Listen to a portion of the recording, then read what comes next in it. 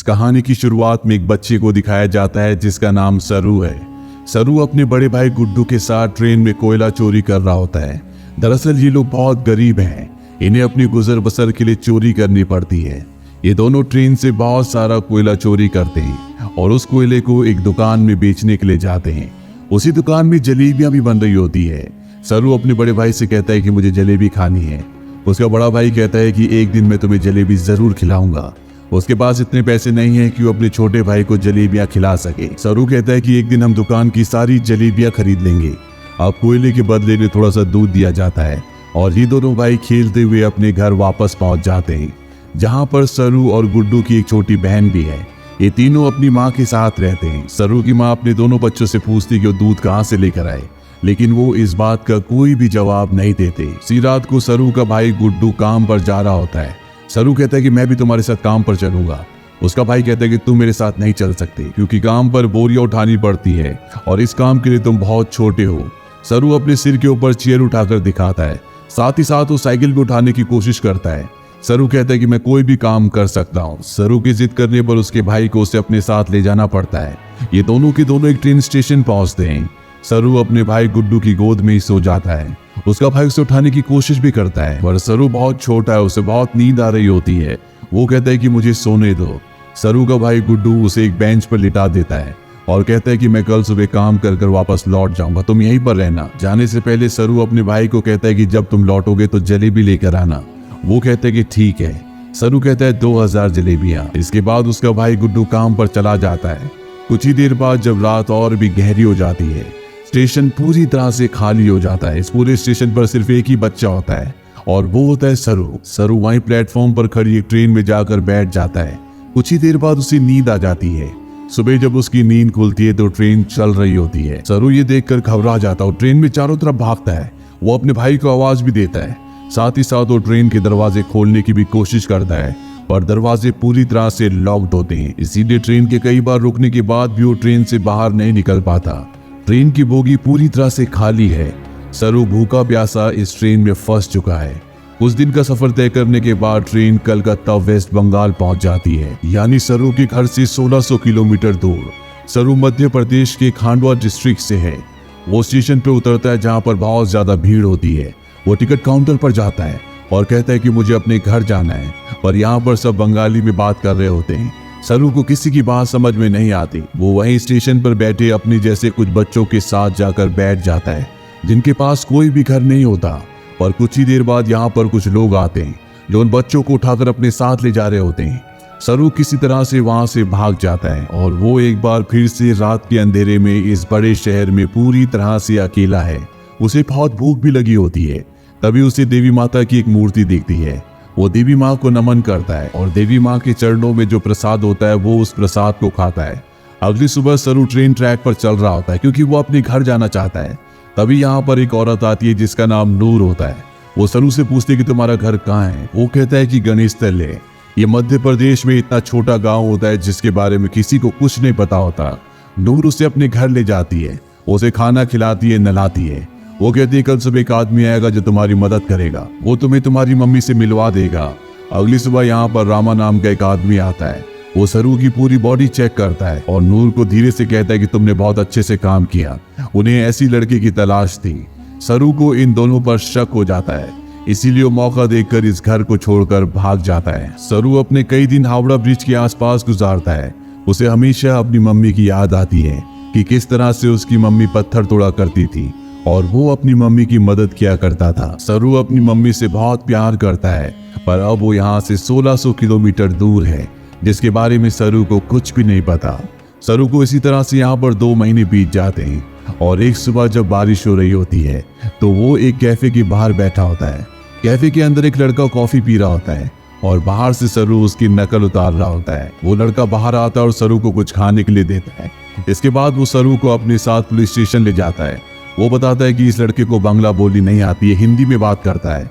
जब मैंने इससे पूछा कि कहाँ से है तो इसने बताया कि गणेश तल्ले से है। इस जगह के बारे में ना लड़के को ना ही पुलिस वाले को कुछ पता होता है क्योंकि ये मध्य प्रदेश में एक बहुत छोटा सा गांव है। लड़का सरू से उसकी मम्मी का नाम भी पूछता है। सरू कहता है कि मेरी मम्मी का नाम अम्मी है। दरअसल उसे अपनी मम्मी का नाम नहीं पता होता। पुलिस उसके पेरेंट्स को ढूंढने की बहुत कोशिश करती है, पर सरू के घर का, उसके गांव का, उसके परिवार का कुछ भी पता नहीं चलता। इसीलिए पुलिस उसे एक अनाथ आश्रम में भेज देती है। सरू 3 महीने वहां पर गुजारता है और 3 महीने के बाद सरू से एक लेडी मिलने आती है जिसका नाम मिसेस सूद होता है। वो सरू को बताती है कि पिछले 3 महीनों से हम तुम्हारी अम्मी को, तुम्हारे परिवार को ढूंढने की कोशिश कर रहे हैं, पर कुछ भी पता नहीं चला। हमने न्यूज़पेपर में इश्तेहार भी दिया, जिस न्यूज़पेपर को हर रोज 1.5 करोड़ लोग पढ़ते हैं, पर इसका भी कोई फायदा नहीं हुआ। सरू कहता है कि मेरा घर यहाँ से बहुत दूर है, मैं अपनी अम्मी के पास, गुड्डू के पास जाना चाहता हूँ। मिसेस सूद कहती है कि हमने हर जगह तलाश करने की कोशिश की, अब इंतजार का कोई फायदा नहीं है। एक ऑस्ट्रेलियन कपल है जो तुम्हें अडॉप्ट करना चाहता है, वो बहुत अच्छे लोग हैं, उनके साथ तुम बहुत खुश रहोगे, तुम्हें ऑस्ट्रेलिया जाना होगा। इसके बाद मिसेस सूद सरू को अपने साथ अपने घर ले आती है, जहाँ पर कुछ और बच्चे भी होते हैं। मिसेस सूद सबको इंग्लिश के वर्ड, टेबल मैनर से सब कुछ सिखाती हैं और अब सरू को ऑस्ट्रेलिया भेज दिया जाता है, जहां पर मिस्टर जॉन और उनकी वाइफ सू, जिन्होंने सरू को अडॉप्ट किया होता है, उसे देखकर वो बहुत खुश होते हैं। सरू को ये अपने घर ले आते हैं। छोटे से मिट्टी के घर में रहने वाला सरू जब इस घर को देखता है तो पूरी तरह से हैरान होता है। साथ ही साथ वो बहुत गुमसुम भी होता है, क्योंकि ये देश, यहाँ की हवा, मिट्टी सब सरू के लिए पूरी तरह से नए हैं।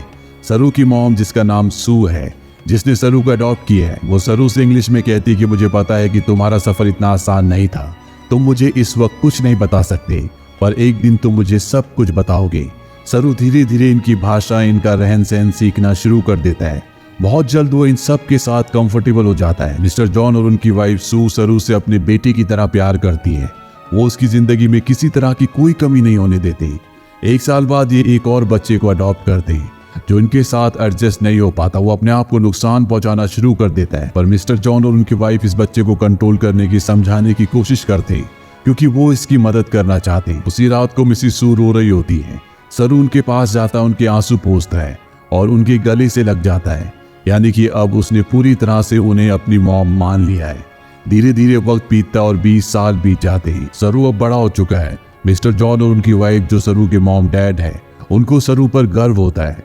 वो होटल मैनेजमेंट की पढ़ाई करने के लिए मेलबॉर्न जा रहा होता है। वो अपने उस भाई से भी मिलता है जिसे मिस्टर और मिसेस जॉन ने सरू के बाद अडॉप्ट किया था, लेकिन ये दोनों एक दूसरे को पसंद नहीं करते। सरू अब होटल मैनेजमेंट की इंट्रोडक्टरी क्लास में पहुंच जाता है, जहां पर सब अपने बारे में बताते हैं। सरू कहता है कि वो अपना होटल खोलना चाहता है, साथ ही वो ये भी बताता है कि वो इंडिया में कैलकाटा से है। इसके बाद यहाँ पर जितने भी स्टूडेंट्स होते हैं, वो सब के सब हाउस पार्टी रखते हैं, जहाँ पर सरू भी जाता है। यहाँ बहुत सारे इंडियन स्टूडेंट्स भी होते हैं, इसीलिए यहाँ पर खाने में बहुत सारा इंडियन फूड होता है। और सरू जब वहाँ पर जलेबियाँ देखता है तो उसे बचपन का वो लम्हा याद आ जाता है, जब उसने अपने भाई गुड्डू से जलेबी खाने के लिए कहा था और जवाब में उसके भाई गुड्डू ने कहा था कि वो उसे जलेबी जरूर खिलाएगा। सरू ने कहा था कि एक दिन वो सारी जलेबी खरीद लेंगे। सरू को जब ये लम्हा याद आता है तो उसकी आंखों में आंसू आ जाते हैं और वो अपने दोस्तों को बताता है कि वो कैलकाटा से नहीं है, वो किसी और जगह से है। बचपन में वो खो गया था, वो एक ट्रेन में बैठ गया था और जब ट्रेन रुकी तो वो कैलकाटा पहुंच गया था। यहाँ पर एक लड़का उससे पूछता है कि वो ट्रेन में कितने दिन तक था। सरू कहता है 2-3 दिन तक। वो लड़का उसके गांव का नाम पूछता है। सरू कहता है गणेश तले, लेकिन सरू को अब ये भी नहीं पता कि वो अपने गांव का नाम अच्छे से प्रोनाउंस कर पा रहा है कि नहीं, क्योंकि उसे हिंदी बोलनी नहीं आती, वो अब सिर्फ इंग्लिश बोल सकता है। यहाँ पर एक लड़का उसे कहता है कि कैलकाटा के हावड़ा ब्रिज से, जहाँ पर तुम बचपन में पहुंचे थे, अगर वहां से हम टाइम और ट्रेन की स्पीड को कैलकुलेट करें और वापस जाए तो हम तुम्हारे गांव के आसपास की रेडियस में पहुंच सकते हैं। यहाँ पर एक लड़की उसे गूगल अर्थ के बारे में बताती है। वो कहती है गूगल अर्थ के सहारे तुम दुनिया की किसी भी जगह को ढूंढ सकते हो, पर सरू इस बारे में और ज्यादा बात करने से मना कर देता है। इसके बाद ये पार्टी से निकल जाते हैं। सरू के साथ एक लड़की भी होती है जिसका नाम लूसी होता है। ये दोनों एक दूसरे की तरफ अट्रैक्टेड होते हैं, इसीलिए रात को ये दोनों एक दूसरे के फिजिकली बहुत क्लोज हो जाते हैं। अगली सुबह जब सरू उठता है तो उसे अपने पेरेंट्स की, अपने घर की, अपने गांव की याद आती है। उसे एहसास होता है कि उसके खो जाने के बाद उसकी मॉम, भाई बहन उसके लिए कितना परेशान हुए होंगे। इसीलिए वो गूगल अर्थ एप्लीकेशन के जरिए, साथ ही साथ स्टेशन से अपने घर की जो दूरी होती है उसकी कैलकुलेशन करके हर तरह से अपने गांव गणेश तले को ढूंढने की कोशिश करता है, पर उसकी सारी कोशिश पूरी तरह से बेकार हो जाती है। धीरे धीरे वक्त बीतता और 3 साल बीत जाते हैं। लूसी का और सरू का रिश्ता और भी गहरा हो चुका है। ये दोनों एक दूसरे से बहुत प्यार करते हैं, पर सरू आज भी अपने परिवार के लिए परेशान है। उसे कई बार अपने भाई की छवि दिखती है। उसे एहसास होता है कि उसका भाई उसे कह रहा है कि उसे घर चले जाना चाहिए। सरू अपने परिवार की यादों में, उन्हें ढूंढने में इतना खोया होता है कि धीरे धीरे वो लूसी से अलग हो जाता है। वो लूसी से कहता है कि तुम मुझसे बेहतर इंसान डिजर्व करती हो। लूसी और सरू अलग हो जाते हैं। कई महीनों के बाद लूसी को सरू जब एक दिन एस्केलेटर पर देखता है तो वो उससे बात करता है। वो लूसी से कहता है कि वो उसे बहुत मिस करता है। इसके बाद एक बार फिर से दोनों एक दूसरे के बहुत क्लोज आ जाते हैं। लूसी सरू से कहती है कि तुम्हें अपनी मॉम के पास जाना चाहिए, उन्हें तुम्हारी जरूरत है। सरू अपनी मॉम के पास जाता है जिनकी तबीयत खराब होती है। सरू को आज तक ये लगता था कि उसकी मॉम ने उसे इसलिए अडॉप्ट किया क्योंकि वो कभी माँ नहीं बन सकती, पर सू सरू को बताती है कि मैं माँ बन सकती थी, पर मैंने और तुम्हारे डैड जॉन ने डिसाइड किया था कि हम 2 बच्चों को अडॉप्ट करेंगे क्योंकि इस दुनिया में बहुत सारे ऐसे बच्चे हैं जिन्हें माँ बाप की, परिवार की जरूरत है। वो सरू को अपने बचपन का एक एक्सपीरियंस भी बताती है। वो कहती है कि मेरे डैड बहुत ज्यादा अल्कोहल पीते थे, वो एक अच्छे इंसान नहीं थे, मैं हमेशा डरी डरी रहती थी। और एक दिन जब मैं अपने घर के पीछे गई तो मैं चाहती थी कि धरती मुझे निगल ले। तभी मुझे खेत की दूसरी तरफ एक बच्चा दिखा जिसकी ब्राउन स्किन थी और अगले पल वो बच्चा मेरी साइड में खड़ा था। उस पल मुझे एहसास हो गया कि अब मेरी जिंदगी में सब कुछ ठीक होगा। फिर तुम और तुम्हारा भाई मेरी जिंदगी में आए, लेकिन अब तुम मुझसे बात नहीं करते, मुझे तुम्हारी जरूरत है।